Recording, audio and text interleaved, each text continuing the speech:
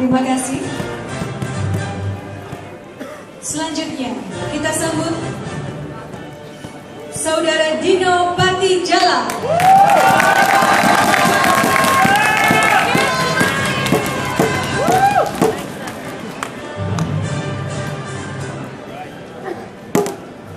Assalamualaikum. Salam sejahtera.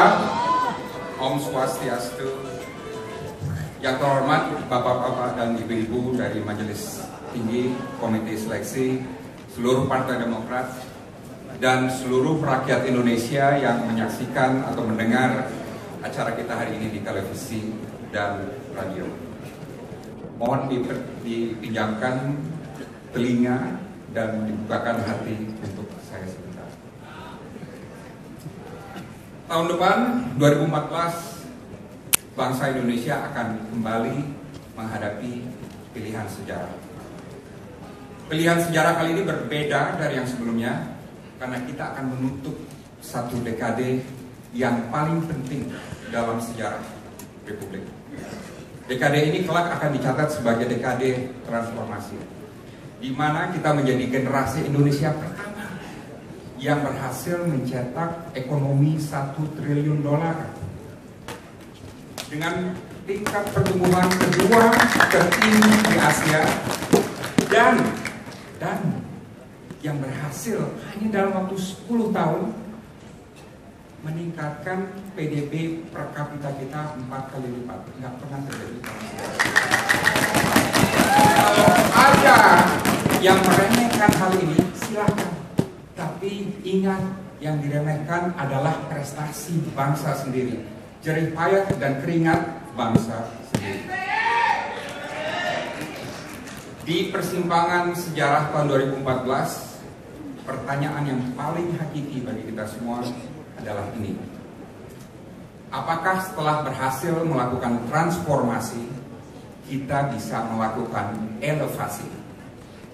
Terbang lebih tinggi, melesat lebih jauh, naik ke next level, dari bagus ke hebat.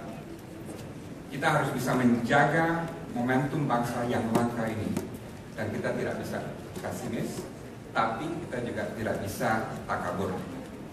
Jangan sampai dekade gemilang yang kita raih disusul oleh dekade hilang, karena ini juga sering terjadi pada bangsa-bangsa lain.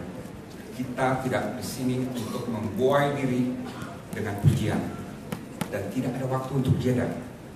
Kalau rakyat keras menilai kita, maka kita sebagai pemimpin harus lebih keras dalam menilai dan menempa diri sendiri. Generasi 2014 nanti harus terus mengubah nasib bangsa dari Indonesia bisa menjadi Indonesia serba bisa. Apa artinya? Artinya, secara ekonomi kita bisa menjadi raksasa Asia. Secara politik, kita bisa menjadi demokrasi yang mapan dengan politik yang berkualitas. Secara budaya, tradisi, dan modernitas tumbuh bersama secara harmonis.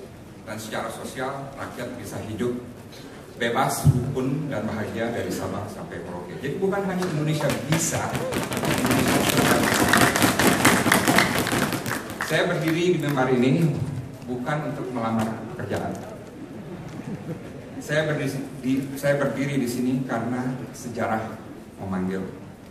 Sejarah dulu memanggil ayah saya, Profesor Hasim Jalal, 80 tahun yang ada di yang seumur hidupnya berjuang dalam diplomasi hukum laut untuk memperluas wilayah Indonesia dari 2 juta kilometer persegi sewaktu proklamasi menjadi sekarang 5 juta kilometer persegi. Ayah saya telah membayar hutang pada Republik. Kini giliran saya untuk ikut menjadi pandu ibu dan ayah saya, istri dan anak-anak saya, dan segenap bangsa Indonesia, agar kita semua selamat melintasi persimpangan sejarah tahun depan. Bagi saya, kalah menang tidak jadi soal.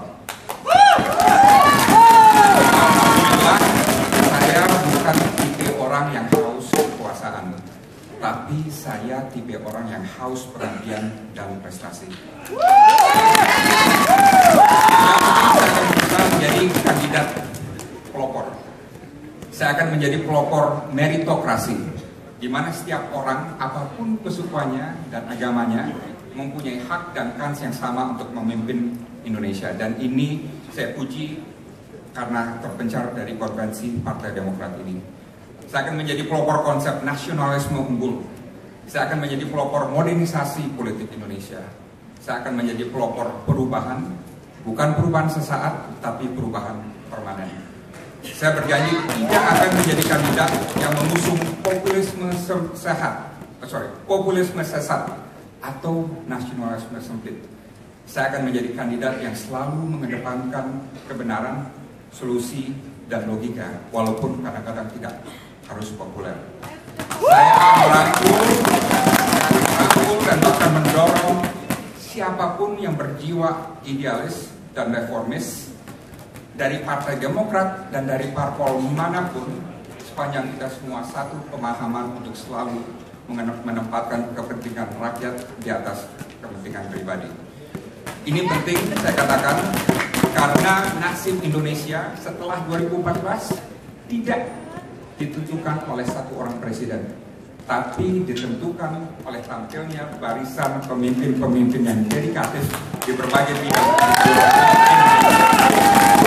Kalau mereka semua maju, Indonesia menang. Karena itulah semboyan yang saya usung adalah Indonesia unggul 4521. Kenapa 4521? Karena angka itu menyimpan kode naluri kita sebagai bangsa. Sepanjang hidup kita, baik di sekolah maupun dalam pemerintahan, kita semua belajar mengenai semangat dan nilai 45 yang melahirkan NKRI. Dan nilai-nilai 45 ini ada dalam darah dan tulang kita semua dan harus selalu kita jaga. Namun, nilai 45 masih harus dilengkapi dengan wawasan abad ke-21. Kalau generasi 45 berhasil menentaskan agenda kemerdekaan dan persatuan, maka generasi kita di abad ke-21 harus bisa menentaskan agenda berikutnya, yaitu agenda keunggulan. Unggul di dalam dan unggul di luar. Indonesia unggul di abad ke-21 berarti kita masuk dalam 10 ekonomi terbesar di dunia. Kelas menengah kita lebih dari 50%. Tidak ada lagi kemiskinan absolut, petani sejahtera, dan buruh produktif. Timbul komunitas 4 juta pengusaha, teknologi dan inovasi maju, korupsi terkikis, dan setiap anak Indonesia mempunyai akses terhadap pendidikan dan kesehatan. Dan karenanya saya menganggap huruf K dalam NKRI bukan hanya kesatuan, tapi juga keunggulan.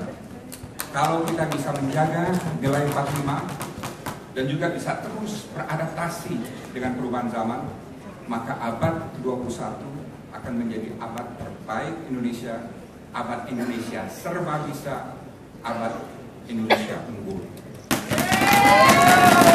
Indonesia unggul 4521. Semangat 45, sukses abad 21. Alangkah indahnya dan insya Allah kita akan sampai di sana. Terima kasih.